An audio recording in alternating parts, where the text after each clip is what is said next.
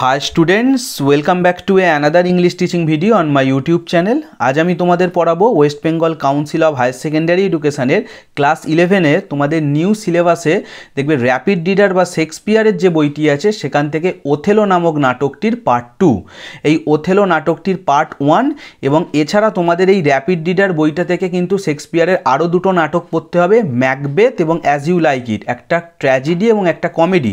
এইগুলো কিন্তু আমি ইতিমধ্যেই লাইন বাই লাইন রিডিংয়ের সাথে বাংলা মানে ও ব্যাখ্যা সহ পড়িয়ে আমার চ্যানেলে আপলোড করে দিয়েছি।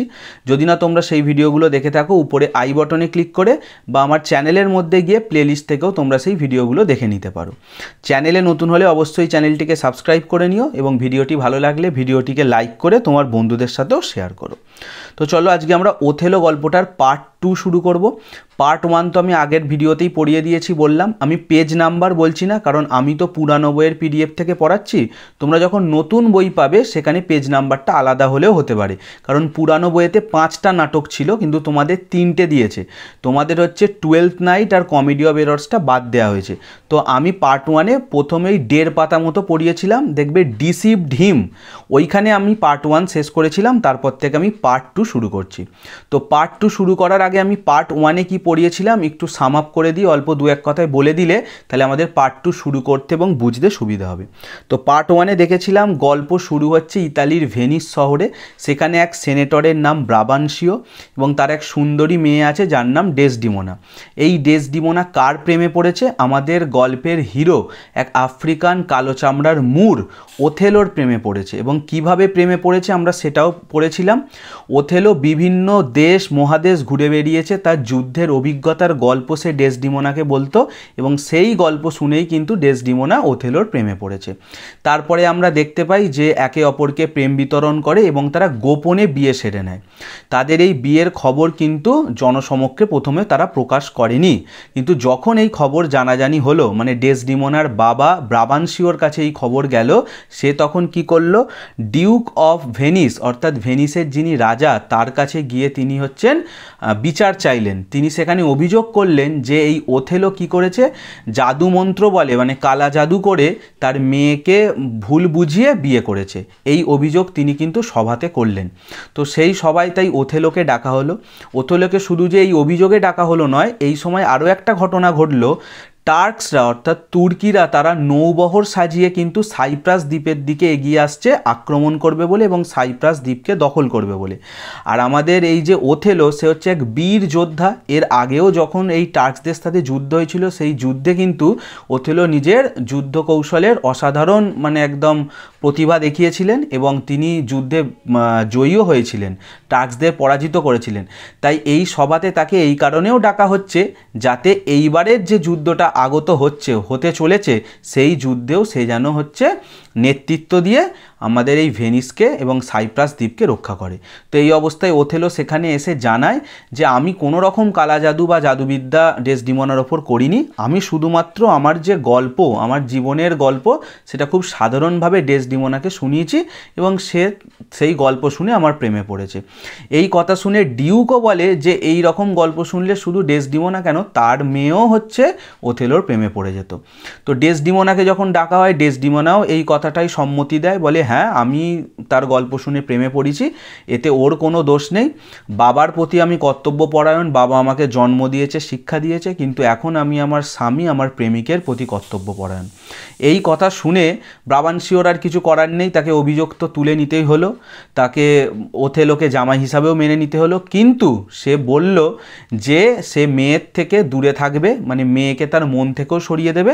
এবং একটা কিন্তু সে সতর্কবাণী ওথেলোকে দিয়েছিল, যেখানে গল্পের একটা প্লট তৈরি হচ্ছে। সে বলেছিল এই মেয়ে আমার সাথে একদিন আজকে বেঈমানি করলো, এ কিন্তু পরে তোমার সাথেও বিশ্বাসঘাতকতা করতে পারে। এই সতর্কবার্তা কিন্তু ব্রাবানসিও ওথেলোকে দিয়েছিল। এইখান পর্যন্ত আমরা পার্ট 1 শেষ করেছিলাম। তারপর থেকে আমি পার্ট 2 শুরু করছি। দেখো আফটার দ্য ট্রায়াল, এখান থেকে আফটার দ্য ট্রায়াল, বিচারের পরে এই যে বিচার সভাটা মিটল, Othello readily went to the war in Cyprus. Othello সঙ্গে সঙ্গে সেই সাইপ্রাসের যুদ্ধে চলে গেল অ্যালং উইথ ডেসডিমোনা, ডেসডিমোনাকে সঙ্গে নিয়ে গেল। কেন নিয়ে গেল? As she refuse to stay with her father anymore, কারণ সে তার বাবার সাথে আর থাকতে রাজি হলো না। যেহেতু তার বিয়ে হয়ে গেছে, সে বলল আমি বরের সাথেই থাকবো। দেখো সে কি বলছে, সি বোল্ডলি ডিক্লেয়ার্ড, সে সাহসের সাথে ঘোষণা করলো, I love the Moor to live with him, আমি মুরকে ভালোবেসেছি তার সাথে থাকবো বলে, মানে আমরা একসাথেই থাকবো।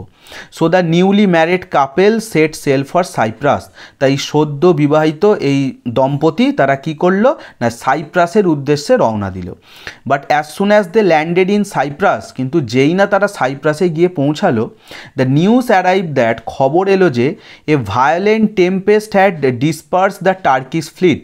ভায়োলেন্ট টেম্পেস্ট একটা মানে ভয়ানক সামুদ্রিক ঝড়, বিধ্বংসী সামুদ্রিক ঝড়, টেম্পেস্ট মানে সামুদ্রিক ঝড়, সেটা কি করেছে না had disperse the Turkish fleet, ওই তুর্কিদের যে নৌবহর ছিল সেটাকে বিক্ষিপ্ত করে দিয়েছে।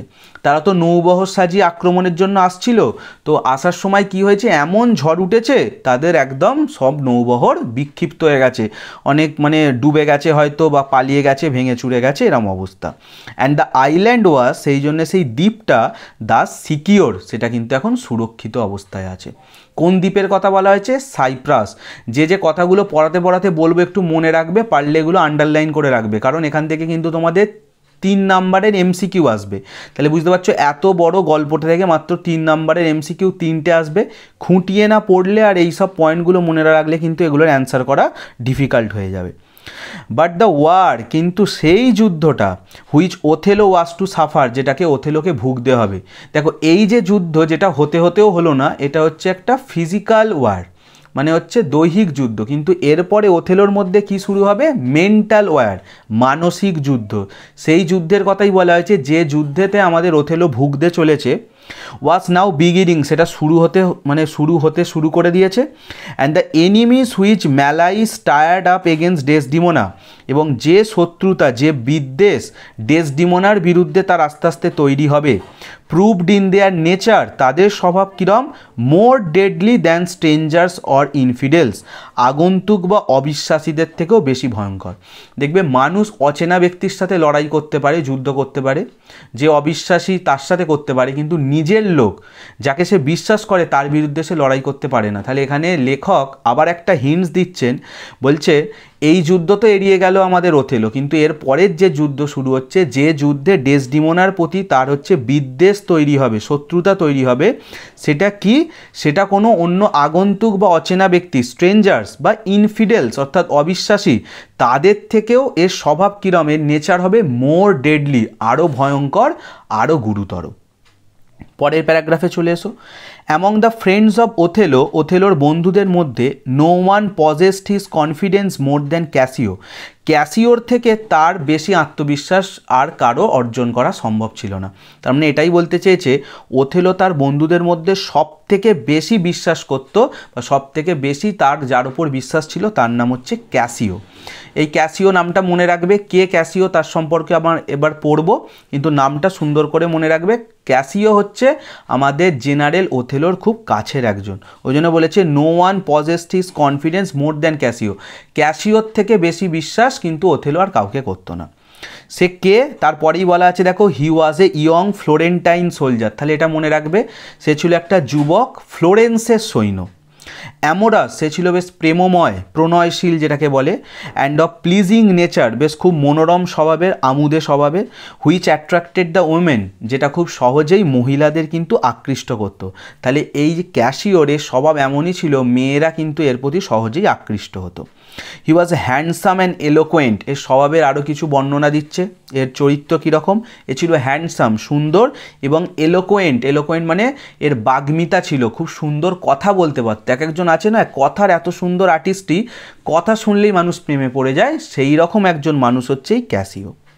Any married man of advanced years, যদি এমন কোনো বিবাহিত মানুষ থাকে যার বেশ বয়স হয়েছে, অ্যাডভান্স ইয়ার্স মানে বেশ বয়স্ক যদি স্বামী হয়, having a young beautiful wife, এবং তার বউ হচ্ছে খুব অল্প বয়সী সুন্দরী কেউ, তার মানে স্বামী স্ত্রীর মধ্যে স্বামীর বয়স অনেকটা বেশি আর স্ত্রীর বয়স খুব কম, তাহলে কি হতে পারো? Would be much alarmed of such a person, তাহলে সেই ব্যক্তির কিন্তু খুব সতর্ক থাকতে হয়। কার থেকে?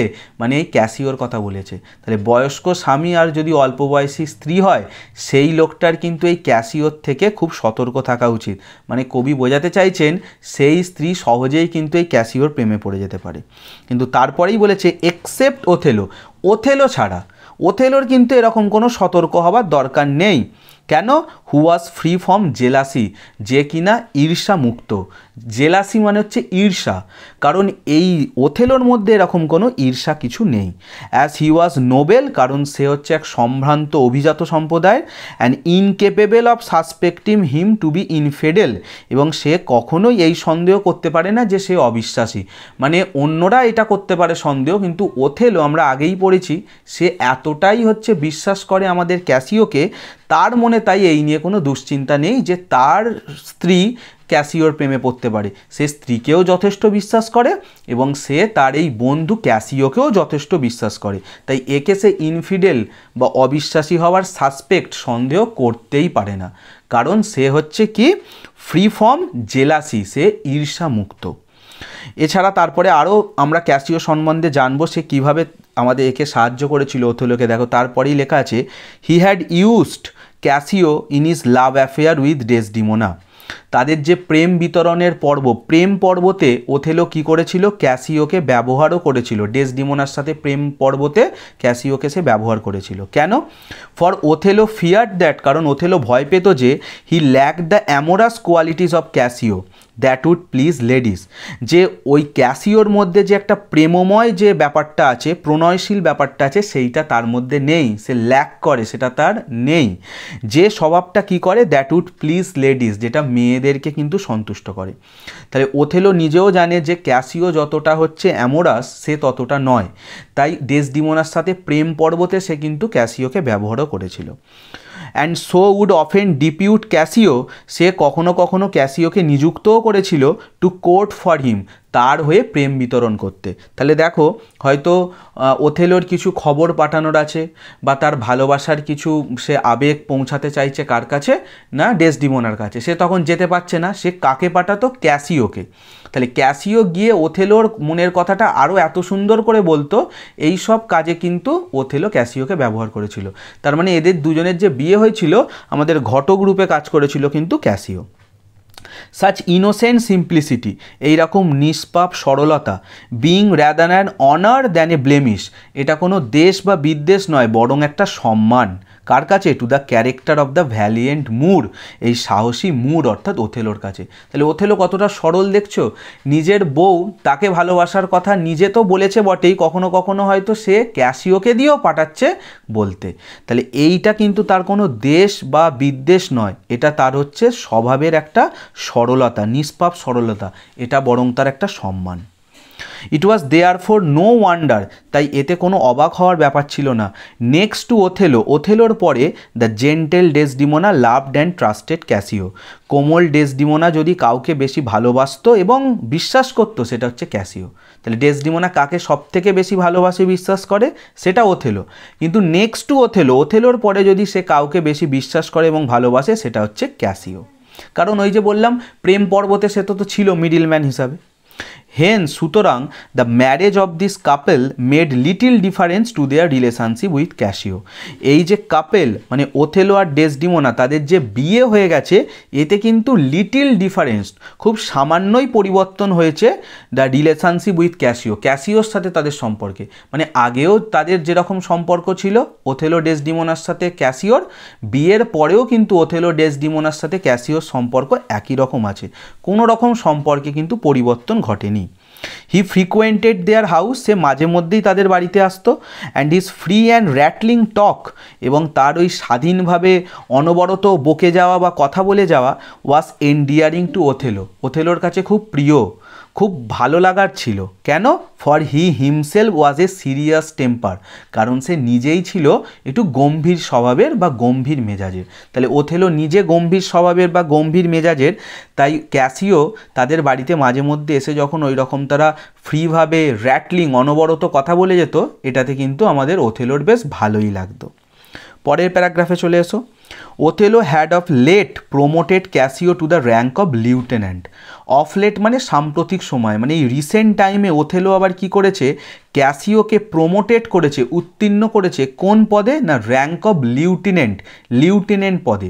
লিউটেন্যান্ট মানে যেটাকে লেফটেন্যান্ট বলা হয়। তাহলে ভালো করে মার্ক করে রাখো, আগে বারবার বলেছি ওথেলো হচ্ছে জেনারেল, আর এখানে ক্যাসিওকে সে কোন পদমর্যাদায় উন্নীত করেছে না লিউটেন্যান্ট বা লেফটেন্যান্ট পদ দিয়েছে। এ প্লেস অফ ট্রাস্ট, এটা হচ্ছে একটা বিশ্বাসের জায়গা, and nearest to the general, এবং জেনারেলের খুব কাছের জায়গা। তাহলে দেখো আমাদের জেনারেল ওথেলো সে তো সব থেকে বেশি বিশ্বাস করে তার বন্ধু হিসাবে ক্যাসিওকে, তাই ক্যাসিওকেই কিন্তু এই বিশ্বাস এবং খুব কাছের একটা পদ লিউটেন্যান্ট, যেটা জেনারেলের খুব কাছের পদ, সেইটা সে তাকে দিয়েছে।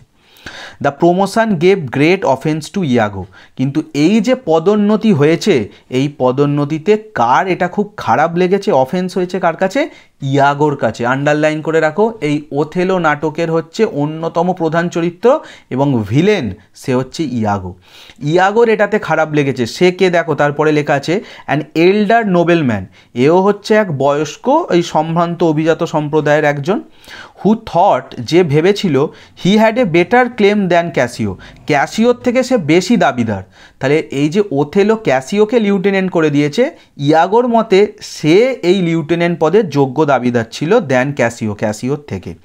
And would often scorn at Cassio, এ বেশিরভাগ সময় ক্যাসিওকে তাচ্ছিল্য করত, কি বলে, to be a person befitting for the company of ladies, বলতো এ এমন একজন যে কিনা মেয়েদের সংস্পর্শে থাকারই উপযুক্ত। ওই যে আমরা আগেই জেনেছি ক্যাসিও হচ্ছে বেশ প্রেমময়, অ্যামোরাস এই স্বভাব, যাতে মেয়েরা আকৃষ্ট হয় তার প্রতি। তো সেই অভিযোগই আমাদের ইয়াগো ক্যাসিওর বিরুদ্ধে করত, যে পার্সন বিফিটিং মানে উপযুক্ত, এ কিসের উপযুক্ত, for the company of ladies, এ মেয়েদের সংস্পর্শে থাকারই উপযুক্ত। And knew little of the art of warfare, এবং এ যুদ্ধ কৌশল বা যুদ্ধবিদ্যার দক্ষতা বা কৌশল সম্বন্ধে কিছু জানে না, মানে এ মেয়েদের সঙ্গেই থাকার যোগ্য, যুদ্ধ এর দ্বারা সম্ভব নয়। এটা ইয়াগোর ক্যাসিওর প্রতি কিন্তু এটা ছিল তার রাগের বহিঃপ্রকাশ। ইয়াগো হেটেড ক্যাসিও, দেখো বলেই দিয়েছে ইয়াগো ক্যাসিওকে ঘৃণা করত। হি অলসো হেটেড ওথেলো, শুধু যে ক্যাসিওকে ঘৃণা করতো না, ইয়াগো আবার ওথেলোকেও ঘৃণা করত। কেন, ফর ফেভারিং ক্যাসিও, কারণ সে ক্যাসিওকে সমর্থন করেছে, ফেভার করেছে। এই যে দেখো ওথেলো ছিল বলেই তো ওথেলো ক্যাসিওকে কি করেছে, লিউটেন্যান্ট পদ দিয়েছে। তো সেই কারণে ইয়াগোর ক্যাসিওর ওপর যেমন রাগ, ওথেলোর ওপরই রাগ, কারণ ওথেলোর জন্যই কিন্তু সে লিউটেন্যান্ট পদটা পেয়েছে। আরও একটা কারণ ছিল, and also for an unjust suspicion, তার একটা অন্যায্য সন্দেহ ছিল, মানে অন্যায় সন্দেহ, আনজাস্ট সাসপিশন, যার কোনো মানেই হয় না। কি সেই সন্দেহ, that the Moor was too fond of Emilia Iago's wife, যে তার সন্দেহ ছিল এই মুড মানে ওথেলো সে কিনা তার বউ ইমিলিয়ারকে খুব বেশি পছন্দ করে। বোঝো, এটা কিন্তু আদতে সত্যি নয়, এটা ইয়াগোর সন্দেহ। আচ্ছা, এখানে এটা মার্ক করে রাখবে ইমিলিয়া, ইয়াগোর বউয়ের নাম হচ্ছে ইমিলিয়া। তাহলে ইয়াগোর সন্দেহ কি ছিল, সন্দেহ শুধু নয়, আনজাস্ট সাসপিশন, অন্যায় সন্দেহ, যে মুড অর্থাৎ Othello was too fond of Emilia, ইমিলিয়াকে একটু বেশিই পছন্দ করে। সেটা কে, ইয়াগোস ওয়াইফ অর্থাৎ ইয়াগোর বউ। ইয়াগোর ধারণা ছিল আমার বউ ইমিলিয়াকে ওথেলোর একটু বেশিই পছন্দ। ফ্রম দিস ইম্যাজিনারি প্রভোকেশন, এই কাল্পনিক সব উস্কানি থেকে, তাহলে দেখো এগুলো কিন্তু সত্যি নয়, নিজের মধ্যে রাগ, ওই যে ক্যাসিও কেন লিউটেন্যান্ট হয়ে যাবে, ওথেলোর আমার বইয়ের ওপর নজর আছে, এই যে ইম্যাজিনারি প্রভোকেশন, এই যে কাল্পনিক সব উস্কানি, Iago conceived a scheme of revenge, Iago কি তৈরি করলো, কি ধারণ করলো না স্কিম অফ রিভেঞ্জ, একটা বদলা বা প্রতিশোধ নেবার একটা পরিকল্পনা তৈরি করলো। দ্যাট উড ইনভলভ ক্যাসিও, যেটা কাকে ইনভলভ করবে, কাকে যুক্ত করবে, ক্যাসিওকে, ওথেলোকেও করবে, অ্যান্ড ডেসডিমোনা এবং ডেসডিমোনাকেও, ইন ওয়ান কমন রুইন, এই তিনজনকার জন্য একটা সাধারণ ধ্বংসের পথে নিয়ে যাবে। তাহলে দেখো সে আলাদা আলাদা করে বদলা নিল না, সে ভাবলো এমন একটা পরিকল্পনা তৈরি করব যাতে ক্যাসিও, যার ওপর আমার রাগ, ওথেলোর ওপরও আমার রাগ আছে, এবং ডেসডিমোনার প্রতি এখানে কোনো রাগের কথা বলেনি, কিন্তু বলছে এই তিনজনকেই আমি কি করব, ইন ওয়ান কমন রুইন, আমি এক সুতোয়, এক মানে সরল রেখায় ধ্বংস করে দেবো, এমন একটা প্ল্যান তৈরি করব। এই হচ্ছে আমাদের ওথেলো নাটকের ভিলেন ইয়াগোর প্ল্যান। তারপরের প্যারাগ্রাফে চলে এসো। ইয়াগো ওয়াজ ক্রাফটি, ইয়াগো ছিল কি চতুর, চালাক স্বভাবের। He studied human mind deeply, সে মানুষের মনকে খুব গভীরভাবে পর্যবেক্ষণ করতে পারত, কার মনে কি চলছে সে খুব গভীরভাবে খুঁটিয়ে নাটিয়ে সেটা বুঝে যেত। হি নিউ দ্যাট, সে জানতো যে of all the kinds of অ্যাফ্লিকশন that torment man, যে সমস্ত কষ্ট বা দুঃখ মানুষকে কষ্ট দেয়, অ্যাফ্লিকশন মানে হচ্ছে দুঃখ কষ্ট, আর টর্মেন্ট মানে যন্ত্রণা দেয়া, কষ্ট দেয়া, মানুষকে যে সমস্ত কষ্ট বা ব্যথা যন্ত্রণা দেয়, the pains of jealousy were the most unbearable, তার মধ্যে সব থেকে অসহ্য হচ্ছে ঈর্ষার যন্ত্রণা, কারোর প্রতি কারোর ঈর্ষা করা, হিংসা করা, সন্দেহ করা, যেটা ব্যাপার হয় ঈর্ষা, জেলাসি। তাহলে এই পেনস অফ জেলাসি অর্থাৎ ঈর্ষার যন্ত্রণা, এটা কি মোস্ট আনবিয়ারেবল, সব থেকে অসহ্য। অ্যান্ড হ্যাড দ্য সরেস্ট স্টিং, এবং এর হুল সব থেকে হচ্ছে খতরনাক বা সব থেকে যন্ত্রণাদায়ক। তাহলে মানুষ তো অনেক কিছুতে কষ্ট পায়, কিন্তু ইয়াগোর মতে মানুষ কোন কষ্টটা বেশি পায় না, ঈর্ষার যন্ত্রণা। হি থট, তাই সে ভাবল, if he could succeed in making Othello envious of Cassio, সে যদি ওথেলোকে ক্যাসিওর প্রতি এনভিয়াস, ঈর্ষান্বিত করে তুলতে পারে, মানে ওথেলো যদি ক্যাসিওকে ঈর্ষা করতে শুরু করে, সেইটাতে যদি সে সফল হয়, then it would be an excellent plot of revenge, তাহলে বদলা নেবার একটা চমৎকার পরিকল্পনা তৈরি হয়ে যাবে। হুইচ মাইট কালমিনেট, যাতে চূড়ান্ত পর্যায়ে কি হবে, in the death of Casio or Othello, Casio বা ওথেলোর মৃত্যু হতে পারে, অর বোথ, এমনকি দুজনেরই মৃত্যু হতে পারে। হি কেয়ার্ড লিটিল, তাতে তার কিছুই এসে যায় না, সে ক্যাসিও মরলেও খুশি, ওথেলো মরলেও খুশি, এমনকি ক্যাসিও ওথেলো দুজনেই যদি মরে যায় তাতেও তার কিছু এসে যায় না। তাহলে কীরকম মানুষ দেখতে পাচ্ছ, শুধু নিজের স্বার্থ চরিতার্থ করার জন্য সে চাইছে এরম বদলা নেবে, এরম প্রতিশোধ তৈরি করবে, যাতে এরা মরে গেলে ওর কিছু এসে যায় না। তারপরে নেক্সট চলে এসো। এখানে জানিয়ে রাখি, দেখো আমি ভিডিওতে কোনো রকম এডিট করি না, এই যে 21 মিনিট ভিডিওটা করছি আমি একটানা একভাবেই তোমাদের পড়িয়ে যাচ্ছি। তাই তোমরা যদি লাইক করে এবং চ্যানেলটাকে সাবস্ক্রাইব করে কেমন লাগছে কমেন্ট করে পাশে থেকো, তাহলে খুবই ভালো লাগে। তোমাদের একটা কমেন্ট আমাকে আরও মোটিভেট করে, আরও ইন্সপায়ার করে এরকম ভিডিও করার জন্য। দেখো তোমরা ভিডিও দেখছো বলেই কিন্তু আমি ভিডিও তৈরি করি, তাই চ্যানেলটিকে সাবস্ক্রাইব করে ভিডিওটিকে লাইক করে এবং কেমন লাগছে কমেন্ট করে অবশ্যই জানিও। তারপরে প্যারাগ্রাফে চলে এসো।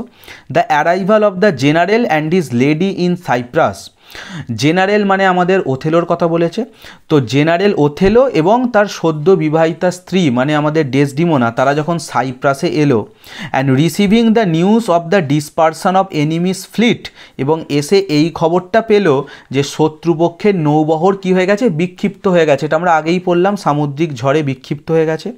তাতে কি হলো, created a sort of holiday mood in the island, আইল্যান্ডে অর্থাৎ সেই দ্বীপেতে একটা ছুটির মেজাজ তৈরি হয়ে গেল। এসেছিল যুদ্ধ করতে, এসে জানতে পারলো শত্রুরা এসেই পৌঁছায়নি, তাহলে যুদ্ধ হবে না, আনন্দের মেজাজ, একটা উৎসব বা ছুটির মেজাজ সেই দ্বীপে তৈরি হলো। Everybody was involved in feasting and merry making, প্রত্যেকে কিসে যুক্ত হয়ে গেল, ফিস্টিং, ভোজসভা, খাওয়া দাওয়া করতে লাগলো, ফিস্ট চলছে, অ্যান্ড মেরি মেকিং, সবাই আনন্দ করতে লাগলো। Cassio had the direction of the guard that night, সেই রাতে ক্যাসিওর দায়িত্ব ছিল পাহারা দেয়া। With a charge from Othello, এবং ওথেলো তাকে হচ্ছে নিযুক্ত করেছিল, এই দায়িত্ব দিয়েছিল, টু রিস্ট্রেন দ্য সোলজার্স, যাতে সে সৈন্যদেরকে আটকাতে পারে, ফ্রম ড্রিঙ্কিং এক্সেসিভলি, অতিরিক্ত মদ্যপান থেকে। দেখো ফিস্টের মেজাজ, উৎসবের মেজাজ, তাহলে সবাই কি করবে, প্রচুর পরিমাণে হচ্ছে মদ্যপান করবে। তাহলে সৈন্যরা যদি প্রচুর পরিমাণে মদ্যপান করে নেয়, এটা কিন্তু একটা অসুবিধার কারণও হতে পারে, যদি বাই চান্স ধরো হঠাৎ করে আবার শত্রুপক্ষ আক্রমণ করে দিল। তাই সেই রাতে গার্ডের পাহারার দায়িত্বে ছিল ক্যাসিও, এবং ওথেলো তাকে দায়িত্ব দিয়েছিল যে সে যেন এটা দেখে প্রতিটা সৈনিককেই এটা থেকে বিরত করতে পারে, কেউ যেন না এক্সেসিভলি ড্রিঙ্ক করে, মানে অতিরিক্ত কেউ যেন মদ্যপান না করে। অন দ্যাট নাইট, সেই রাত্রিরে, Iago began his deep laid plans of mischief, Iago হচ্ছে তার যে সেই অপকর্ম, তার যে খারাপ কাজের যে মতলব, সেই মতলব সেই দিনকে সে শুরু করে দিল চালনা করা। কিভাবে সে করলো, under the guys of loyalty and love to the general. জেনারেলের প্রতি সে কী করলো, লয়্যালটি আনুগত্য এবং লাভ ভালোবাসার একটা গাইস ছদ্মবেশ ধারণ করলো। সে আসলে কিন্তু জেনারেল ওথেলোকে পছন্দ করে না, কিন্তু ওথেলোর প্রতি সে একটা আনুগত্য এবং ভালোবাসার একটা ছদ্মবেশ নিয়ে এলো। He lured Cassio to have a drink, এবং সে ক্যাসিওকে এসে প্রলুব্ধ করলো, লোভ দেখালো, বললো একটু ড্রিঙ্ক করার জন্য, একটু মদ্যপান করার জন্য। Which was a great fault for an officer on guard, যেটা কিন্তু একটা অফিসারের কাছে খুবই ফল্ট, খুবই একটা খারাপ বা হচ্ছে নিষেধপূর্ণ কাজ, যে কিনা গার্ডে আছে। বলে না অন ডিউটি থাকা, অন ডিউটিতে আছে আমাদের ক্যাসিও, তার তো মদ্যপান করা উচিতই নয়। তাকে আবার ওথেলো এই দায়িত্ব দিয়েছে এটা দেখাতে যে অন্যরা যেন কেউ অতিরিক্ত মদ্যপান না করে। তাহলে একটা অন ডিউটি অফিসারের কাছে এটা কিন্তু খুবই একটা মানে দোষ বা ত্রুটিপূর্ণ কাজ। অলদো ক্যাসিও রেজিস্টেড ইনিশিয়ালি, যদিও ক্যাসিও কী করলো, প্রাথমিকভাবে রেজিস্ট করলো, বললো না না আমি খাবো না। Yet he soon fell into the guile of Iago, কিন্তু সে শীঘ্রই কী হলো, ইয়াগোর যে ছল চাতুরি গাইল তার মধ্যে সে পড়ে গেল বা আটকে পড়লো। হি সলোড ওয়াইন গ্লাস আফটার গ্লাস, সে মদের গ্লাসের পর গ্লাস মানে মদ্যপান করলো, সলোড মানে গিলে খাওয়া, অ্যান্ড বিকাম ড্রাঙ্ক, এবং সে কী হয়ে গেল, মদ্যপ বা মাতাল হয়ে গেল। এই বলছিল খাবে না, আর খাবি একটুখানি খা, গ্লাসের পর গ্লাস খেয়ে মাতাল হয়ে গেল। প্রভোকড বাই ইয়াগো, সে ইয়াগোর দ্বারা প্ররোচিত হলো। He praised the gentle lady Desdemona, এবং সে কী করলো, সেই কোমল আমাদের ডেসডিমোনা তার প্রশংসা করতে লাগলো। তাহলে বোঝো ডেসডিমোনাকে সে কী চোখে দেখে, বোনের চোখে হবে, বন্ধুর চোখে বা বৌদির চোখে হবে। সে হচ্ছে জেনারেল ওথেলোর স্ত্রী, কিন্তু এমন ইয়াগো তাকে প্রভোক্ট করলো, সে কী করতে লাগলো, সেই ডেসডিমোনার প্রশংসা করতে লাগলো। হি ইভেন টোল্ড ইয়াগো, সেই ইয়াগোকে এমনকি বলল, she is a most exquisite lady, তার দেখা সব থেকে সূক্ষ্ম মানে সুন্দরী মহিলা হচ্ছে এই ডেসডিমোনা। অ্যাট দ্য এন্ড কিন্তু শেষে কী হলো, he got involved in a scuffle, সে একটা হাতাহাতিতে জড়িয়ে পড়লো। ওই যে মদের নেশায় মাতাল অবস্থায় আছে, তো এইরকম কথাবার্তা বলতে বলতেই কোনো তর্ক বিতর্কেতে সে হাতাহাতিতে জড়িয়ে পড়লো। মন্ট্যানো আন্ডারলাইন করে রাখবে, একে এ ওর্থি অফিসার, সেও আরেকটা কিন্তু উচ্চপদস্থ officer, who interfered to pacify the dispute, যে ঝামেলাটা মেটানোর জন্য ইন্টারফেয়ার করলো, মানে হাতাহাতি চলছে, মন্ট্যানো এসে কী করলো, সেই ঝামেলা বা বিবাদটাকে মেটাতে চাইলো। Was wounded in the scuffle, সে এই স্কাফেল অর্থাৎ হাতাহাতিতে উন্ডেড আহত হয়ে গেল। Taking advantage of this situation, এই পরিস্থিতির অ্যাডভান্টেজ সুবিধা নিয়ে Iago spread the alarm, Iago সংকেত ছড়িয়ে দিল, কিসের, causing the castle bell to rang, যাতে ক্যাসেলের বেল বাজিয়ে যায়। তাহলে দেখো এরম একটা ঝামেলা পরিস্থিতি হয়েছে, এটাই তো আমাদের ইয়াগো চাইছিল। সে এই সময় কী করলো, ক্যাসেল বেল দুর্গের বেল অর্থাৎ অ্যালার্মটা বাজিয়ে দিল। As if a dangerous mutiny had set in, যেন মনে হলো একটা ভয়ঙ্কর বা বিপজ্জনক মিউটিনি বিদ্রোহ দেখা গেছে, সৈন্যদের মধ্যেই যেন ঝামেলা মারামারি লেগে গেছে, এরকম একটা পরিস্থিতি তৈরি হয়েছে। সে অ্যালার্ম বেল বা ওই ক্যাসেল বেল বাজিয়ে দিল। তো এইরকম অবস্থায় কী হলো, দ্য বেল অ্যাওয়েকেন্ড ওথেলো, সেই বেল আমাদের ওথেলোকে জাগিয়ে তুললো ঘণ্টার ধ্বনি পেয়ে। হু ড্রেসড ইন হেস্ট, হেস্ট মানে তাড়াতাড়ি, যে তাড়াতাড়ি পোশাক পরে কেম ডাউন নিচে নেমে এলো, to the scene of action, সেই ঘটনার জায়গাতে, and asked Cassio of the cause, এসে সে ক্যাসিওকে কারণ জিজ্ঞেস করলো যে কী হয়েছে। বাই নাও, সেই সময় Casio had regain some rationality, Casio হয়তো কিছুটা যুক্তি দাবি ফিরে পেয়েছে, র্যাশনালিটি মানে যুক্তিসঙ্গতা। এতক্ষণ তো সে মাতাল অবস্থায় ছিল, কিন্তু এতক্ষণ কেটে যাওয়ার পরে এই যে হাতাহাতি হয়েছে, মন্ট্যানো আহত হয়েছে, এই সময়ের মধ্যে সে কিছুটা হয়তো যুক্তিসঙ্গত ফিরে পেয়েছে। But was too ashamed to reply, কিন্তু সে উত্তর দিতে খুবই লজ্জিত বোধ করলো। দেখো লজ্জা তো পাওয়ারই কথা, ওথেলো তাকে দায়িত্ব দিয়েছিল যে তুই দেখবি কোনো সৈনিক যেন অতিরিক্ত মদ্যপান না করে, আর নিজেই হচ্ছে মদ্যপান করে মাতাল অবস্থায় আছে, তাহলে সে লজ্জিত বোধ করলো। Iago pretended to be reluctant to tell the truth, Iago অভিনয় করলো যেন সে সত্যিটা বলতে চায় না, রিল্যাক্ট্যান্ট, সে হচ্ছে অনিচ্ছা প্রকাশ করলো যে আমি কিছু বলবো না। And as if compelled by Othello, এবং যেন এমন মনে হলো ওথেলো যখন তাকে জোর করলো, ওথেলো বললো বলো কি হয়েছে, সে এমন ভান করছে বলবে না, ওথেলো জোর করাতে gave an account of the whole matter, সে পুরো ঘটনাটাকে বলল ইন সাচ এ ম্যানার, এমনভাবেই যে দ্যাট, নেক্সট পেজে চলে যাও, এমনভাবে বললো যে বলে না ইয়াগোর হচ্ছে কথার ছলচাতুরি আছে। কিরমভাবে বলল, ইট seem to make ক্যাসিওস offence less, শুনে মনে হলো না ক্যাসিওর তো তেমন কোনো দোষ নেই, বাট অ্যাকচুয়ালি আসলে made it appear greater than it was, ক্যাসিওর যত না দোষ তার থেকে আরও বেশি করে বলল। তাহলে দেখো এর কথার আর্টিস্টই এরকম, তারা এমনভাবে বললো যেন ক্যাসিও কিছুই করেনি, নর্মাল ব্যাপার, কিন্তু বোঝালো ক্যাসিওর অনেকটাই দোষ। কনসেকোয়েন্টলি, এর ফলে Othello who was A strict observer of discipline, Othello যে কিনা কি ডিসিপ্লিন মানে শৃঙ্খলা বা নিয়মানুবর্তিতা খুব মেনে চলে, স্ট্রিক্ট অবজারভার সে কঠোরভাবে পালন করে এই শৃঙ্খলা, ওথেলো কী করলো, was force to take away the rank of lieutenant from Cassio, সে ক্যাসিওর থেকে লিউটেন্যান্ট বা লেফটেন্যান্টের পদটাকে কিন্তু ছিনিয়ে নিতে বাধ্য হলো। দাস এইভাবে ইয়াগোস ফার্স্ট আর্টিফাইস সাকসিডেড, ইয়াগোর যে প্রথম ছলচাতুরি সেটা সফল হলো। He had now undermined his hated adversary Cassio, সে কাকে ছোট করতে পেরেছে, কাকে আন্ডারমাইন করেছে, তার হেটেড অ্যাডভার্সারি, যে যাকে সে ঘৃণা করত সেই ক্যাসিওকে এখন সে ছোট করেছে। তাহলে তার প্রথম plan successful, and was successful to thrust him out of his place, শুধু তাকে ছোট করেনি, তার যে প্লেস, তার যে জায়গা, তার লেফটেন্যান্ট পদ থেকে তাকে কি করেছে, থ্রাস্ট, তাকে সেখান থেকে উবড়ে ফেলেছে বা সরিয়ে দিয়েছে। তার ইচ্ছা ছিল যে সে লিউটেন্যান্ট হবে, ওথেলো ক্যাসিওকে করেছিল, এখন ক্যাসিওকে ওথেলোই কি করলো, তার লেফটেন্যান্ট বা লিউটেন্যান্ট পদ থেকে কিন্তু সরিয়ে দিল। তো এখানে আমরা পার্ট 2টা শেষ করলাম। দেখো ভিডিওটা অলরেডি 30 মিনিট মানে আধ ঘন্টা হয়ে গেছে। আমি আগেই বললাম আমি কোনো রকম এডিট করি না, আমি একটানাই পড়িয়ে যাই। তো এখানে আমরা পার্ট 2 শেষ করলাম, আশা করি বাকি গল্পটা আর 2টো পার্ট বা বড়জোর 3টে পার্টের মধ্যে কিন্তু আমি কমপ্লিট করে দেবো। ভিডিওটি ভালো লাগলে ভিডিওটিকে লাইক করো, কমেন্ট করে জানিও কেমন লাগলো। আগেই বললাম তোমাদের একটা কমেন্ট কিন্তু আমাকে আরও মোটিভেট করে, আরও ইন্সপায়ার করে এরকম ভিডিও তৈরি করার জন্য। এবং ভিডিওটি ভালো লাগলে তোমার বন্ধুদের সাথেও শেয়ার করো। চ্যানেলে নতুন হলে অবশ্যই চ্যানেলটিকে সাবস্ক্রাইব করে নিও। আমি আগেই বললাম শুধুমাত্র এই র্যাপিড রিডার বা শেক্সপিয়ারের বইয়ের নয়, তোমাদের যে মেন টেক্সট বই হবে সেখানেরও প্রতিটা প্রোজ এবং পোয়েট্রি অর্থাৎ গদ্যাংশ এবং পদ্যাংশ তোমরা কিন্তু লাইন বাই লাইন রিডিংয়ের সাথে বাংলা মানেও ব্যাখ্যাসহ আমার চ্যানেলে পেয়ে যাবে।